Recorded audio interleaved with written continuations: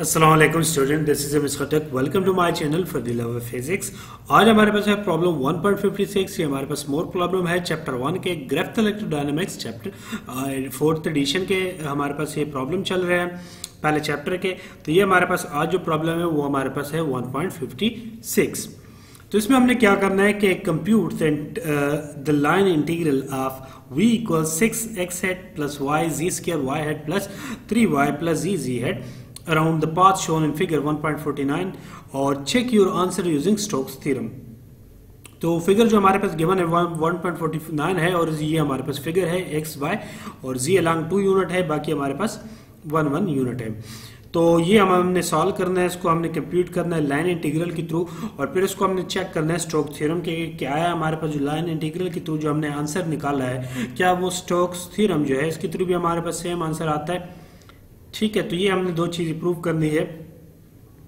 तो problem solve करने से पहले अगर आप मेरे चैनल पर नए हैं तो मेरे चैनल को सब्सक्राइब कीजिएगा, लाइक कीजिएगा, बेल आइकन प्रेस कीजिएगा ताकि आपको हर न्यू प्रॉब्लम के सोल्यूशन का नोटिफिकेशन आता रहे। और इसके अलावा अगर आप लोगों ने पिछले प्रॉब्लम नहीं देखो तो उनका भी लिंक डिस्क्रिप्शन में मिल जाएगा आपको और आई बटन में भी मिल जाएगा। स्टार्ट करते हैं हमारे पास आज का प्रॉब्लम इसको। तो ये हमारे पास x है और ये y डायरेक्ट है और ये हमारे पास z एक्सिस है। पहले हम इसको क्योंकि हमारे पास लाइन इंटीग्रल है इसको पाथ में कन्वर्ट करते हैं। इसको हम पाथ 1 कहते हैं, इसको 2 कहते हैं और इसको हम 3 कहते हैं। ये हमारे पास क्योंकि ओरिजिन हम लेते हैं तो ये हमारे पास 0 0 आ जाएगा। ये अलॉन्ग y एक्सिस के अलॉन्ग है तो 0 1 0 आ जाएगा। ये अलॉन्ग z के है तो 0 0 2 आ जाएगा। तो ये हमारे पास इसको हमने इसके पॉइंट सेट कर लिए कोऑर्डिनेट्स। तो अब पाथ 1 जिसको हमने कहा है वो अलॉन्ग y है तो हमारे पास dl जो होता है वो dx x head plus dy y head plus dz z head generally हमारे पास होता है। ठीक है, अब पाथ 1 जो है सिर्फ हमारे पास y की डायरेक्शन में तो इसको हम सिर्फ y वाला लेंगे। dl equal to dy y hat का कंपोनेंट हम लेंगे और यहाँ हमारे पास चेंज क्या आ रहा है, सिर्फ y की डायरेक्शन में चेंज हो रहा है। तो y जो चेंज हो रहा है वो हम ओरिजिन से जा रहा है 1 यूनिट तक। तो हमारे पास क्या है dy की वैल्यू हमारे पास लिमिट क्या आ जाएगी 0 से 1 और यहाँ हमारे पास क्या है x भी 0 होगा 1 पे y के अलॉन्ग और z भी 0 हो जाएगा। तो ये वैल्यू हम पुट करते हैं v डॉट डी एल हमारे पास आ जाएगी वैल्यू और हम क्या करेंगे v की वैल्यू हमारे पास क्या है जो गिवन है क्वेश्चन में ये वाली 6x head plus y z head और y head plus 3y plus z head. अब क्योंकि हमारे पास y के हेड की डायरेक्शन में यूनिट वेक्टर में तो हमारे पास इसका पार्ट ले लेंगे y z स्क्वायर है, y यूनिट वेक्टर का जो पार्ट है हमारे पास तो वो हमारे पास क्या है y z square y dot D by Y hat. तो यूनिट वेक्टर सेम है y hat dot y hat 1 आ जाएगा। इसको सिंप्लीफाई करेंगे तो y z स्क्वायर और z की वैल्यू क्योंकि अलॉन्ग y डायरेक्शन है तो 0 हम पुट कर लेंगे तो v डॉट डी एल की वैल्यू जो है पाथ 1 के अलॉन्ग 0 आ जाएगी। अब पाथ 2 लेंगे। पाथ 2 हमारे पास क्या है v डॉट डी एल और हम पाथ 2 जो है हम इसमें जा रहे हैं कहाँ से 1 से लेकर z तक, यानी y की जो यूनिट 1 है उससे हम जा रहे हैं t तक। तो यहाँ हमारे पास क्या चीज़ इन्वॉल्व हो रही है, दो चीज़ें हमारे पास है क्योंकि हमारे पास प्लेन के दरमियान जो है पाथ है यानी y के दरमियान है और z दो एक्सिस के दरमियान यानी एक प्लेन बन जाता है और उसके दरमियान हमारे पास ये डिस्टेंस है तो पाथ है ये हमारे पास। तो यहाँ हमारे पास देखो y जो चेंज हो रहा है 1 से लेकर 0 चेंज हो रहा है और जो z की वैल्यू यहाँ पे हमारे पास क्या आ जाती है 2 आ जाती है और x की वैल्यू हमारे पास 0 आ जाती है। सो ये y हमारे पास 1 से लेकर 0 तक चेंज हो रहा है, सॉरी y की वैल्यू 1 है ना यहाँ पे और यहाँ पे हमारे पास क्या है 0 है क्योंकि ओरिजिन है। तो यहाँ से जब हम यहाँ पे जाते हैं तो y की वैल्यू हम ओरिजिन पे आ जाते हैं तो y की वैल्यू हमारे पास 1 से लेकर 0 तक है। ठीक है, x भी 0 हो गया और z की जो वैल्यू है वो हमारे पास क्या आ जाएगी, यहाँ हमारे पास z की वैल्यू हम क्या करेंगे इसको। अब देखो हमारे पास जो ये है y और z की क्योंकि दरम्यान है तो हमारे पास क्या आ जाएगा z जो है हमारे पास 2 यूनिट है, बाकी हमारे पास 1 यूनिट है y। तो यानी 2y प्लस जो z होगा वो 2 की इक्वल होगा। ये हम इक्वेशन बनाएंगे क्योंकि वैल्यू जो z है अलॉन्ग 2 यूनिट है और y जो है 1 यूनिट है। तो यहाँ से हमारे पास जो ये वाला पाथ होगा ना पार्ट 2 जिसको हम कहा है तो ये क्या आ जाएगा 2y प्लस z जो है वो 2 यूनिट की इक्वल होगा। ठीक है, क्योंकि z की वैल्यू 2 है तो वो हमारे पास जब हम y के साथ मल्टीप्लाई करेंगे और z मल्टीप्लाई करेंगे सॉरी z प्लस करेंगे तो इनका जो इक्वल होगा वो हमारे पास 2 यूनिट की आएगा। क्योंकि यहाँ हमारे पास अब एग्जैक्ट हमें वैल्यू नहीं पता तो हम इसको इक्वेशन बनाएंगे। ठीक है, तो ये इक्वेशन हमने इस सेंस में बनाई है कि हमारे पास जो z है वो 2 यूनिट है और y 1 यूनिट है। सो z क्योंकि 2 यूनिट है ऑलरेडी, तो हम क्या करेंगे y को इक्वल करने के लिए 2 से मल्टीप्लाई कर लेंगे वो वैल्यू और प्लस इसमें z कर लेंगे, तो वो हमारे पास 2 की इक्वल आ जाएगी। ये हमने जनरल इक्वेशन बनाई है, तो इसको हम यहाँ से हम फिर z की वैल्यू निकाल लेंगे, तो z की वैल्यू हमारे पास क्या आ जाएगा 2 - 2y आ जाएगी। हम से dz वैल्यू अप्लाई करेंगे, इसका डेरिवेटिव लेंगे, डिफरेंशियल लेंगे, dz इक्वल्स टू क्या आ जाएगा ये -2 और dy आ जाएगा। ठीक है, ये डिफरेंशियल फॉर्म में आ जाएगी क्योंकि ये हमारे पास स्लोप है ना, तो ये हमारे पास उस फॉर्म में चली जाएगी। सही है, तो वैसे हम डायरेक्ट वैल्यू तो हम यहाँ किसी की भी नहीं लिख सकते, ना हमें y की वैल्यू पता है ना z की, तो ये इस वजह से हम इक्वेशन बना लेते हैं, स्लोप फॉर्म में चले जाते हैं। तो v डॉट डी एल हमारे पास क्या है, अब यहाँ हमारे पास जो डायरेक्शन है वो जो वैल्यू आएगी वो हमारे पास क्या है, एक डी जी है और एक हमारे पास डी वाई है। ठीक है, तो हमारे पास क्या आ जाएगा Y z square D Y आ जाएगा, और दूसरी वैल्यू 3y प्लस जी, ये हमारे पास एक डी वाई की जो डायरेक्शन में वैल्यू है वो है और एक जी में, तो वाई जी स्क्वायर और d y plus 3y plus z d z आ जाएगी, ये दोनों की वैल्यू आ जाएगी। ठीक है, ये हमने लिमिट ली है 1 to 0। क्यों, ये हमारे पास वो y वाली लिमिट है, क्योंकि हम अभी y की जो वैल्यू हमारा हमने लिखी है वो हमारे पास कौन सी वाली है, ये वाली वाई जी स्क्वायर, और जो 3y प्लस जी है वो हमारे पास क्योंकि डी जी आ रहा है उसकी वजह से हमारे पास वो आ जाएगी, ये वैल्यू दोनों हमारे पास आ जाएगी। ठीक है, अब हम क्या करेंगे y इंटू ये हमारे पास हमने अब सिंप्लीफाई करेंगे, लिमिट हम y से 1 से 0 लगाएंगे और हम इसको सिंप्लीफाई करेंगे, तो हमारे पास क्या आ जाएगा y इंटू जी की स्क्वायर हमारे पास क्या आ रही है, जी की वैल्यू हमने क्या निकाली है 2 - 2y, तो यहाँ हमारे पास क्योंकि जी का स्क्वायर है तो 2 - 2y का स्क्वायर dy आ जाएगा प्लस 3y प्लस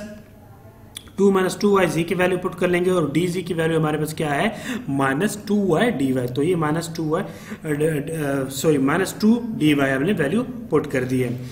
अब हम इसको मजीद सिंप्लीफाई करेंगे, हमने जो स्क्वायर है इसकी वैल्यू हमने ओपन की है, ओपन करने के बाद जस्ट हमने सिंप्लीफाई की है, माइनस की जो वैल्यू है ये अब क्योंकि दोनों सेम डी वाई में आ गई है ना, क्योंकि हमने इसको दो एक डी जी में था और एक डी वाई में, तो हमने सिंप्लीफाई करने के लिए सॉल्व करने के लिए लिमिट क्योंकि हमारे पास y की है तो उसको हमने फिर उसमें चेंज किया है y वाले टर्म में। तो अब ये माइनस हमारे पास डी वाई हमारे पास दोनों में सेम है तो कॉमन आ जाएगा, माइनस हमारे पास अंदर मल्टीप्लाई हो जाएगा। सिंप्लीफाई करेंगे आप 2 हमने कॉमन लिया है तो हमारे पास क्या वैल्यू आ जाएगी, ये हमारे पास वैल्यू आ जाएगी, और ये हमने सिंप्लीफाई किया मजीद तो हमारे पास जो वैल्यू आ जाएगी वो हमारे पास क्या है, y का लिमिट हमने पुट किया है तो 2 -1/2 + 4/3 -1/2 + 2 आ जाएगा। और अब हमने इसको सिंप्लीफाई किया मजीद तो हमारे पास जो वैल्यू आ जाएगी वो हमारे पास क्या है 2 × 14/6 आ जाएगा। एलसीएम हमने लिया है 14/3 तो हमारे पास v.dl जो पाथ 2 की वैल्यू है वो 14/3 इसकी वैल्यू आ जाएगी। तो ये हमने पाथ 2 किया, और पाथ 3 हमारे पास क्या है, हम ऊपर से नीचे जी से आ रहे हैं, जी की वैल्यू 2 यूनिट है और हम ओरिजिन की तरफ आ रहे हैं तो हमारे पास एक्स की वैल्यू वहाँ पे हमारे पास 0 हो जाएगी क्योंकि ओरिजिन पे एक्स की वैल्यू और वाई की वैल्यू 0 है। जो जी है वो हमारे पास इसकी जो लिमिट है वो 2 से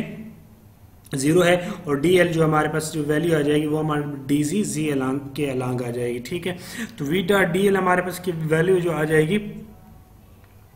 और ये इसमें जो हमने 2 चीज़ें ली है ना कि y भी लिया और z भी लिया है, वो इस वजह से क्योंकि हमारे पास y और z प्लेन के दरमियान है तो हम दोनों वैल्यू लेंगे, मगर हम इसको चेंज फिर एक में करेंगे क्योंकि हमारे पास जो लिमिट जा रही है वो y की ही है। सो यह हमारे पास इस वजह से हमने फिर dz को dy में चेंज किया है। सो हम पाथ 3 में थे तो पाथ 3 में हमने क्या किया, v.dl और जी के अलांग जो है वो 3y + z है, तो यहाँ हमारे पास y की वैल्यू 0 है वो 0 पुट कर लेंगे तो हमारे पास 2 लिमिट 0 डी जी आ जाएगा। सिंप्लीफाई करेंगे, लिमिट अप्लाई करेंगे तो हमारे पास जो वैल्यू आ जाएगी -2 आ जाएगी। सो हमारे पास v.dl की जो टोटल वैल्यू होगी वो हम प्लस कर लेंगे, पहले की 0 आ गई थी, दूसरी की हमारे पास 14/3 -2 इसकी आ गई। सिंप्लीफाई करेंगे तो v.dl क्लोज इंटीग्रल के अंदर 8/3 हमारे पास लेफ्ट हैंड साइड का, एक साइड का हमारे पास सॉरी जो लाइन इंटीग्रल का आंसर है वो हमारे पास तीनों पाथ का आ जाएगा।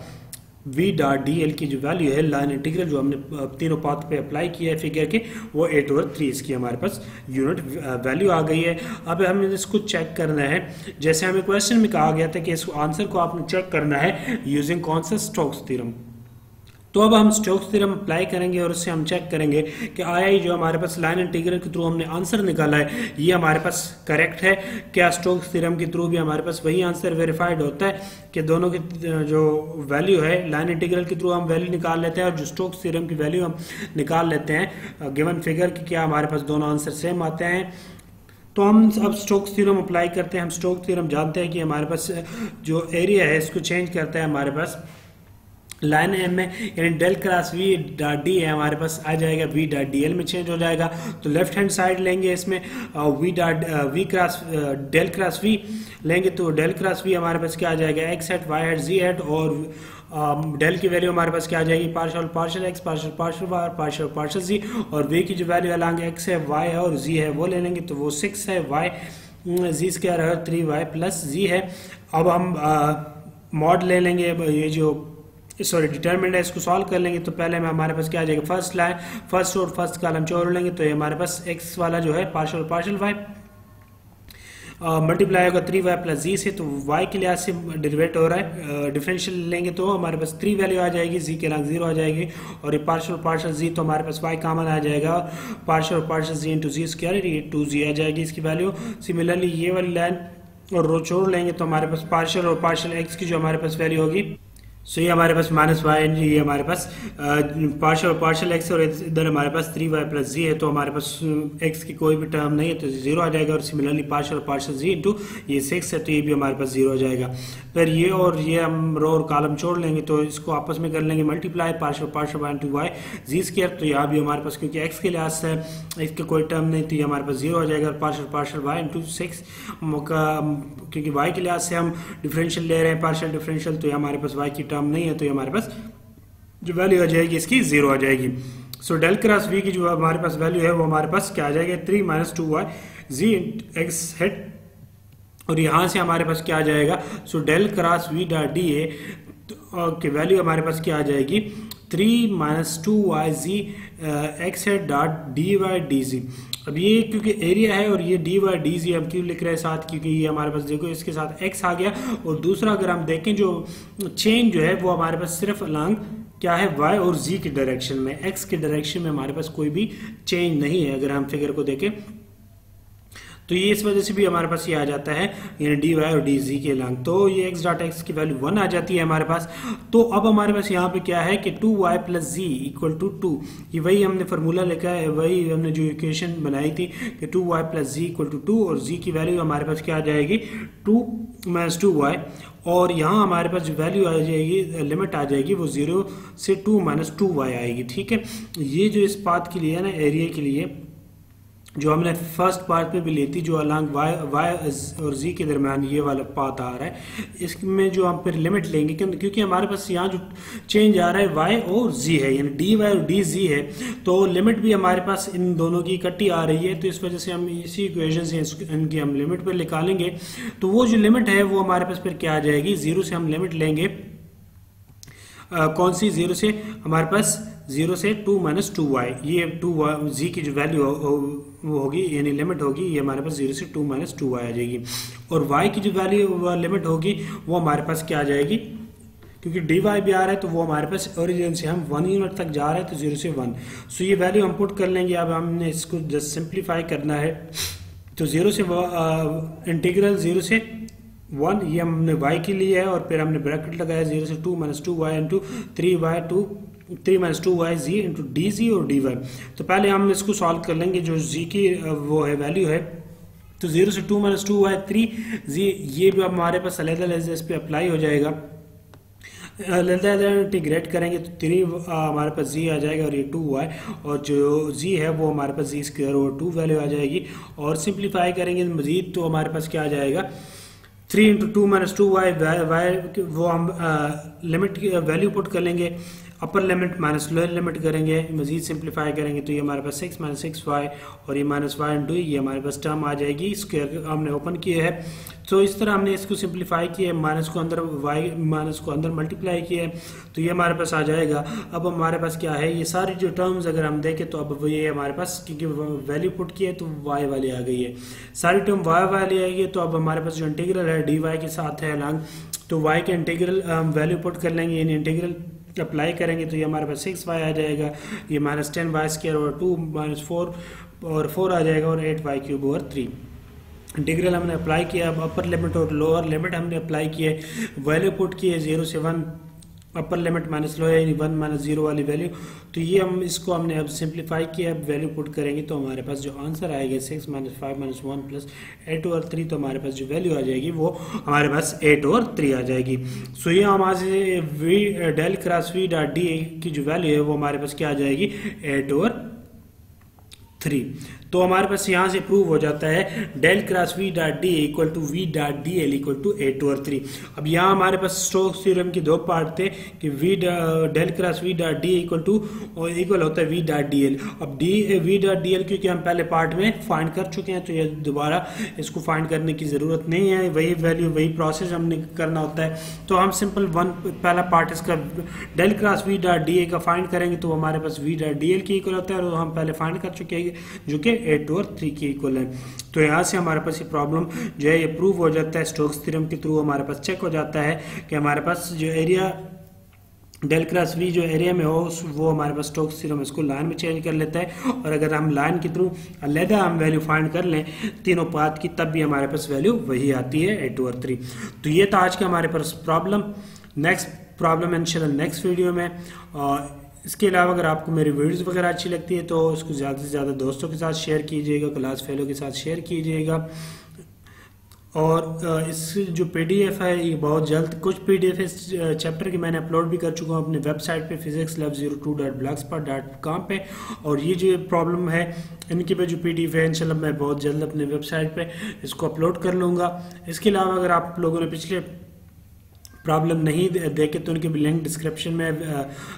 आपको आई बटन से भी मिल जाएगा प्लेलिस्ट का लिंक। और इसके अलावा अगर आप लोगों ने को ज़रूरत हो हैंड रिटन नोट्स AD1 की इन इलेक्ट्रोडायनामिक्स 1 या इलेक्ट्रोडायनामिक्स 2 के, तो वो भी आपको मेरे वेबसाइट से मिल जाएंगे physicslab02.blogspot.com। इसके अलावा फेसबुक पेज को फॉलो कीजिएगा। सो आज के लिए इतना काफ़ी। नेक्स्ट प्रॉब्लम नेक्स्ट वीडियो में। Thanks for watching.